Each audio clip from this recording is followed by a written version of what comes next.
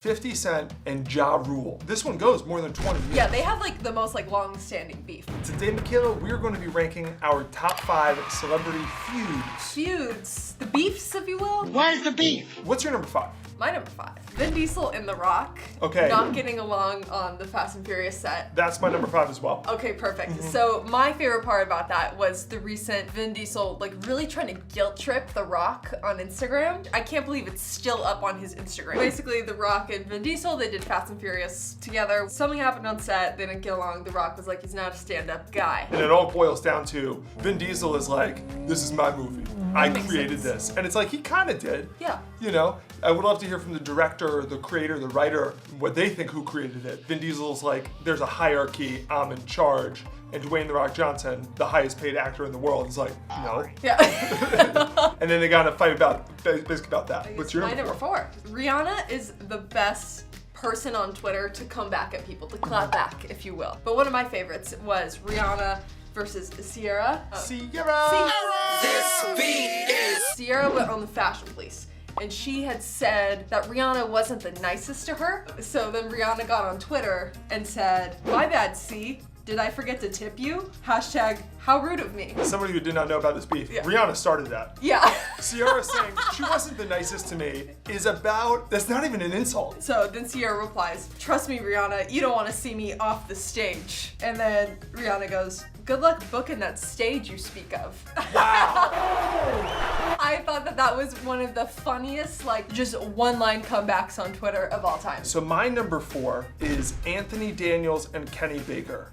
I know, household names, right? They are the 2 actors who played R2-D2 and C-3PO on the set of Star Wars. So Kenny Baker played R2-D2, Anthony Daniels played C-3PO. Okay. Kenny Baker said that the guy who played C-3PO is the biggest ass in the world. Like, he was like, it's not just me. Everybody agrees. The whole world agrees. This is madness. And then the guy who played C-3PO was like, yeah, well, no offense, Kenny, but doesn't take a lot of talent to play your part. That, to me, they're both in robot costumes. Their entire job is just to move To the robot. costume. Yeah, C-3PO has lines. He's acting. Oh no, Master Luke, we've got to go to this thing. Like, Yeah. that's his role. We seem to be made to suffer. And granted, R2-D2, I think it's a lot more of just like forward, back, beep, boop, beep, boop. Just the diss, like, doesn't take a lot of talent to play R2-D2. He's right. My number 3 is some of the beef between Pusha T and Drake. Pusha T. I don't know, there must have been some beef beforehand. Drake had made a song basically saying that like Pusha T was lying about like drug dealing and stuff like in his music, basically being like, you didn't come up like that. So then Pusha T then comes back with this song that then became the biggest plot twist for like in social media history, where it was like, hey Drake, I know you have a secret kid. And that was like the biggest like, wait a minute, this guy just blew the lid on like the fact that Drake's like child exists or whatever. Okay, so my number 3 is 50 Cent and Ja Rule. That's my number 2. That's your number 2. Okay. This one goes more than 20 years. Yeah, they have like the most like long-standing beef, I think. This whole thing starts in 1999 when 50 Cent's friend stole Ja Rule's chain at gunpoint. You know, armed robbery. 50 Cent then dissed Ja Rule in a song. They got into a big fight at a recording studio and 50 Cent was stabbed. I know. That's not funny, but it's like, what the f? Like, do you realize that that's the tough part about this list is because half of the people are like, they were tweeting mean stuff at each other, and the other ones are like, he got stabbed and he almost died. Yeah. And then we jump all the way to 2018. Now we're on social media. Ja Rule tweets that he owned 50 Cent's soul. And now this is the part that you were definitely, the reason why I put this on my list. Greatest clapback of all time. 50 Cent buying 200 tickets to Ja Rule's show on Groupon. On Groupon. So Ja doesn't even get all the money. Well, what he said was, because he went on Watch What Happens Live, I know where he admitted to this, and his quote was, "They was so cheap." They was so cheap, I might as well just buy it. He spent only like $3,000 on 200 concert tickets. And then made sure that they were empty. Yeah. So that when Ja Rule performs, it's like, oh, he can't sell out a show. There's just no one in the front rows. There's nobody in the front There's rows. just no one there. As people who've done shows and stuff before, it kills the vibe. The feud ended, I think, a little bit later that year because Ja Rule just blocked him on Twitter. Can we agree that 50 Cent might be the greatest troll of all time? Yeah. When you're in a beef with him, you better hit him really hard because he's really creative.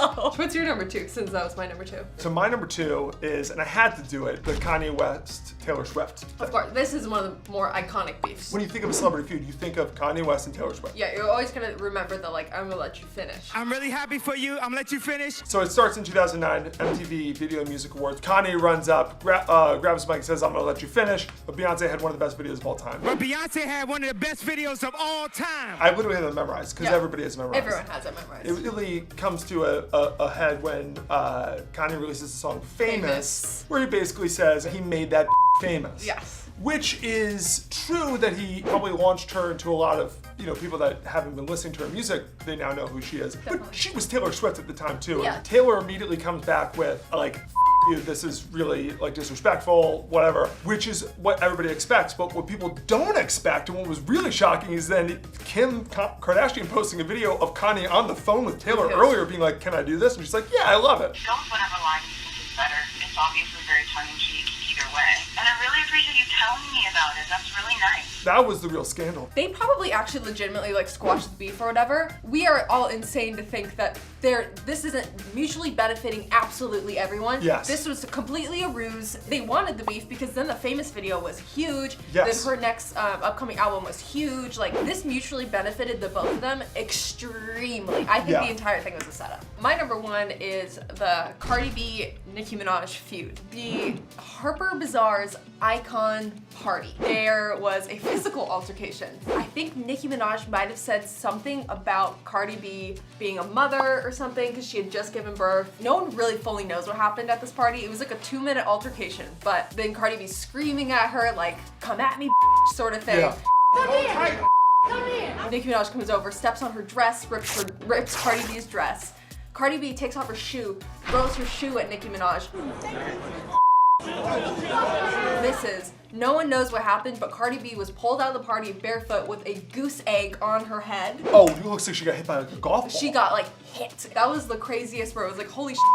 A beef with Nicki Minaj actually like came afoot. If you're a queen, that's how you keep your queendom. Okay, so my number 1, we're bringing 50 Cent back into these celebrity feuds. Okay. Him and Floyd Mayweather. This is another example of how creative and hilarious and much of a troll that 50 Cent is. So basically, they used to be friends. They were on the cover of magazines together. Besties. Something happened, they're no longer friends. They're constantly fighting with each other, mostly being like, I'm richer than you. During the ALS Ice Bucket Challenge, 50 Cent released one of the funniest videos of all time, which was a special ALS Ice Bucket Challenge to Floyd Mayweather. I forgot about this. He said, It's a special ASLELS challenge for you, Floyd. If you can read one full page of a Harry Potter book, I'll give $750,000 to whatever charitable organization you want to. Yeah, there's money for charity on the line. which is like the best way to get another celebrity to do something, because it's like, if they don't, they're a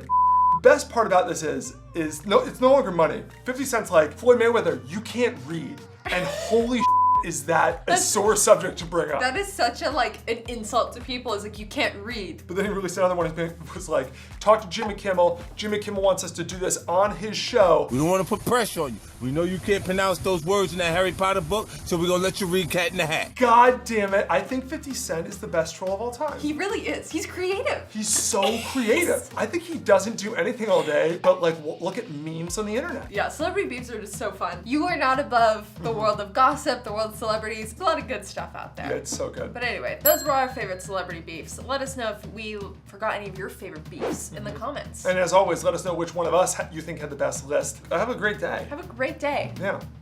Have a 50 Cent day.